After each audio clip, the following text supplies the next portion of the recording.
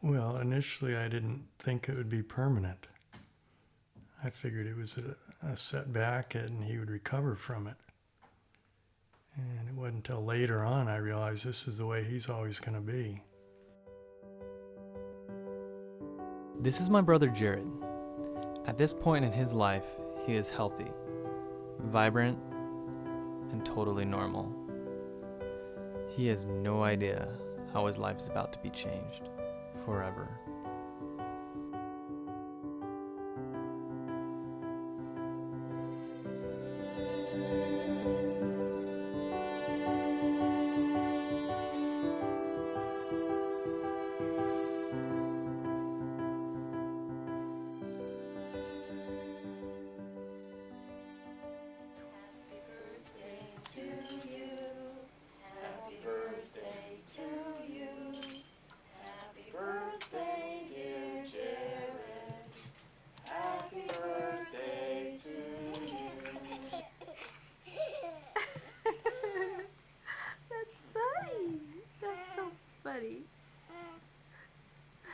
You're so silly.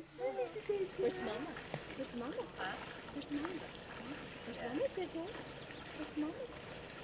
Right there. Good kisses. Give Mama a kiss. Give Mama a kiss. I didn't know he was going to be handicapped. I was naive, I didn't know that. He was born premature. So I thought, he's just going to be little, we get to take home a little baby. He's going to be tiny, he'll be okay. But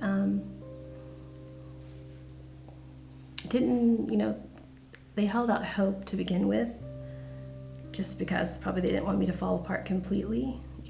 They gave you the good scenarios.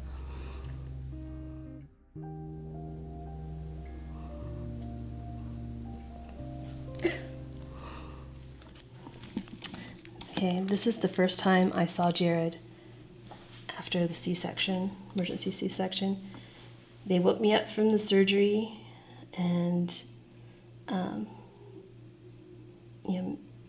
forced me awake so that I could see him. I was like vomiting because they were forcing me to wake up too quickly from the anesthesia because they thought he was going to die, and they wanted me to actually be able to see my baby and touch him before they took him away.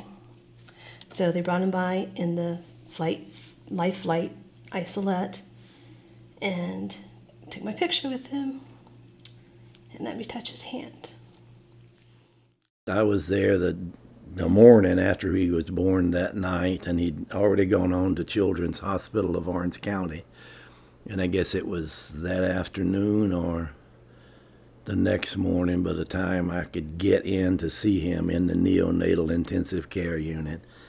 And it was a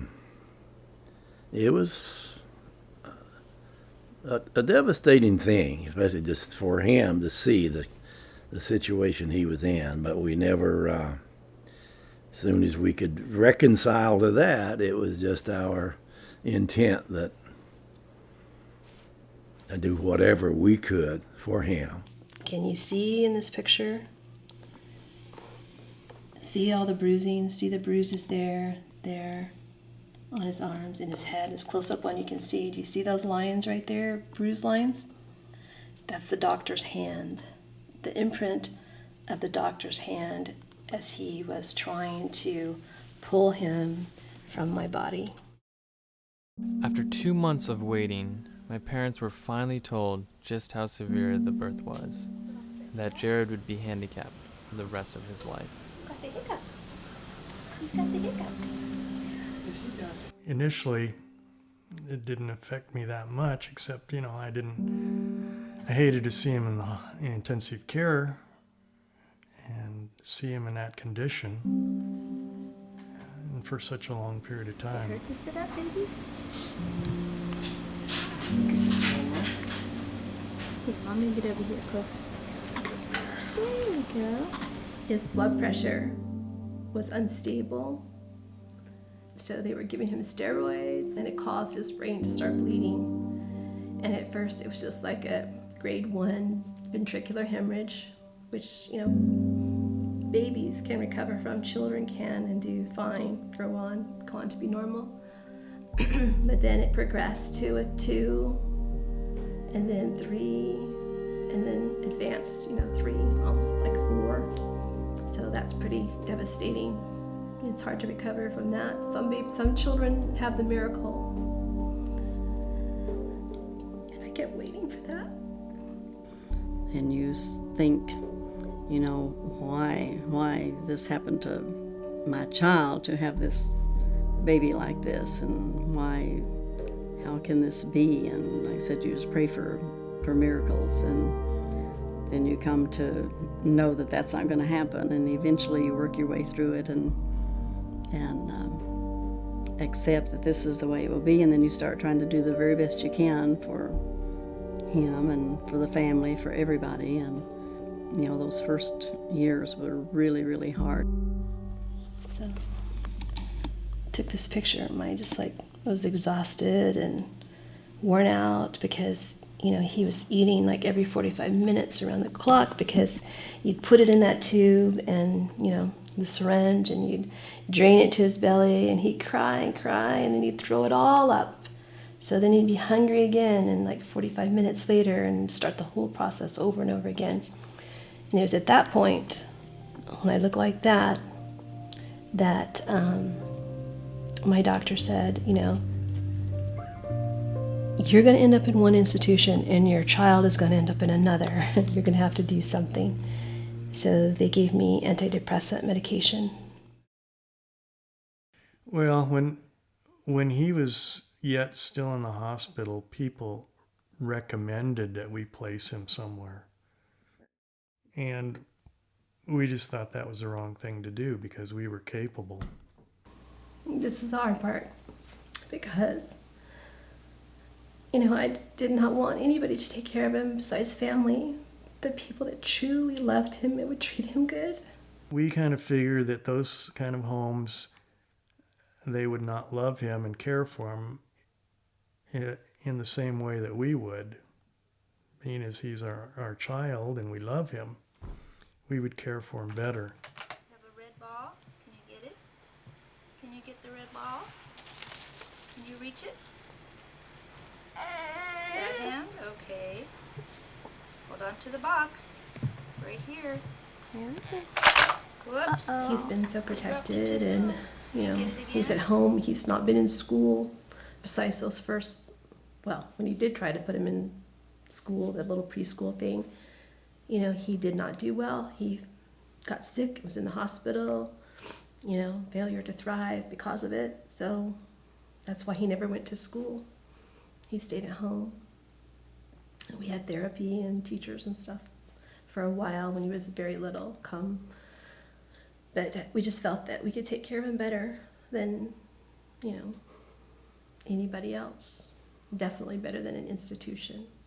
And by us being with him constantly, we were able to figure things out a lot better about his moods and gestures.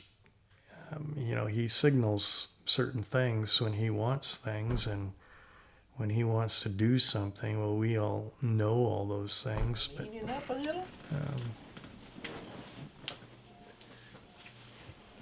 he can't tell us what he's feeling like. We just have to observe and make a decision on it. And it's very stressful sometimes. But for the most part, it's pretty routine. You just have to be disciplined to do what you got to do every day. And it can tire you out. And that's why it's been a really big a help to us to have the grandparents that we do, because they've taken care of him for, a lot of the time and relieved us of that duty. And that's been a big, big help to us, to help us maintain a normal life. Yeah, that's better. That's better.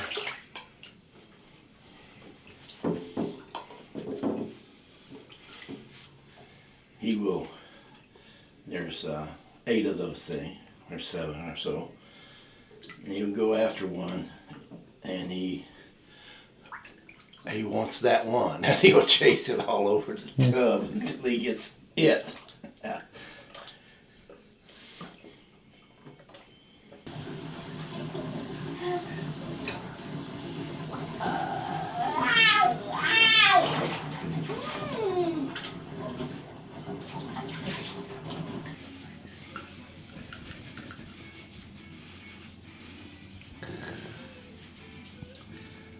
go find these downstairs around. Half the time I never know when he carries them down. He'd be in there banging on the furniture. Then we know. I get a reaction usually.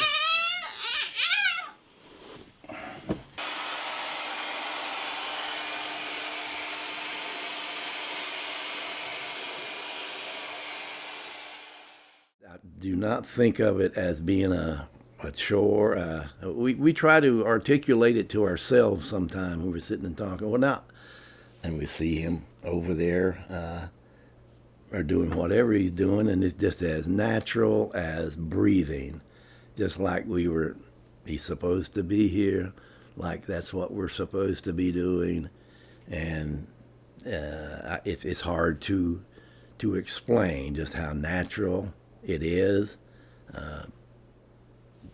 It certainly doesn't feel like a chore or, oh my, I've got to do this, or how are we going to do that? We just do it as part of our routine and his routine. And again, I'm just so thankful that it seems to work. Do we look the same? Similar. Similar. Okay, he looks I funny. feel like I grew up knowing a lot more than most people because, yeah, I did feed him and give him his medicine and dress him and bathe him growing up, and most kids my age weren't doing that to their brothers and sisters. I think that Mom and Dad tried to make it as normal as possible, even though there were some restrictions on what we could do. Like, you couldn't always go everywhere as a family. Someone had to watch Jared at home sometimes, and like someone always had to be with him. So it's not like you could go to an amusement park and everyone gets on the ride together. So basically, he has to have 24-hour care, and he can do nothing for himself.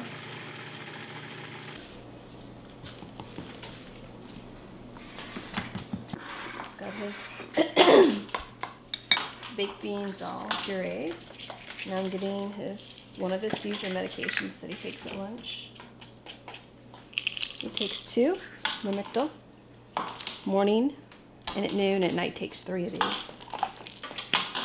And he doesn't have to have his phenobarb right now, but he does have to have Carnotor, which it's kind of like a brain food. Okay. And I feed him at the table. Every weekend I fill up 2 barrels. So I filled up 2 more this Are morning. you gonna eat for me? Are you gonna be a good boy and eat today? Okey-doke. This is the good stuff. Something you like? Okay. Mommy's waiting.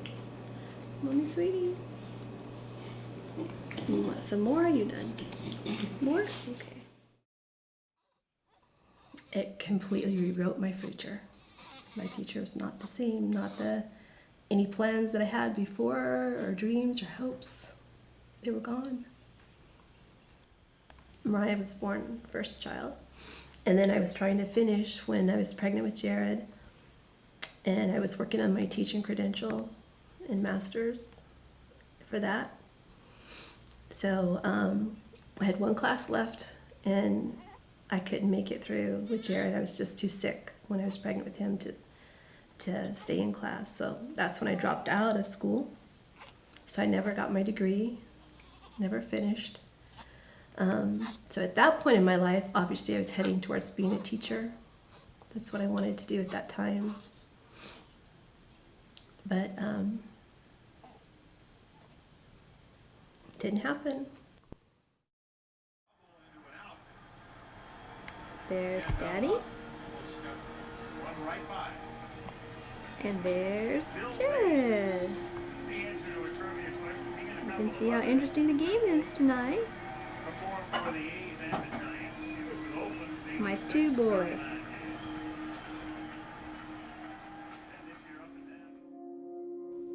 I don't feel like I have a good relationship with him. I mean, I love him, but I just don't have a desire to be with him all the time because he rejects me. So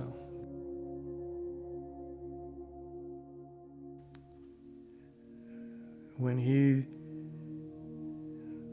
wants to sit with me, he'll sit in a chair with me and watch TV or play after he's eaten. And if it's time for me to put him in the other room, and he'll grab onto me and hold me, and that gives me a good feeling. And the only time that he expresses that he wants me, he's been the same all those years. He never grew up to be a normal kid. So I never had a normal relationship with him like most parents have with their kids. I didn't get to play with him. I didn't get to work with him. I didn't get to teach him anything. So it is a big disappointment, yes. Okie dokie. Put your shirt down, hands up. I was never angry at God. Never. I mean, I never felt angry. All I ever felt was the grief and the sorrow and the loss of having a normal child, having a normal life. And the sorrow was more for Jared than for me, because it was our loss, but it was his greater loss. We have been thankful. Every day I am thankful for the ability to do what we've done. And from the beginning, I mean, it was thrust upon you, and you adjust and just start participating and being aware and being available, and I think subconsciously, and we didn't want to be too, he had a mother and father, and it wasn't our role to be in charge, if you will, but from the beginning, wanted to be available and as much a part of his life as we could. Yeah, God gives us our kids as a gift, and they're our responsibilities. And God has a design. He has a plan for each person and each family. And it would be wrong to reject Jared because of his disabilities. I mean, he's part of our family.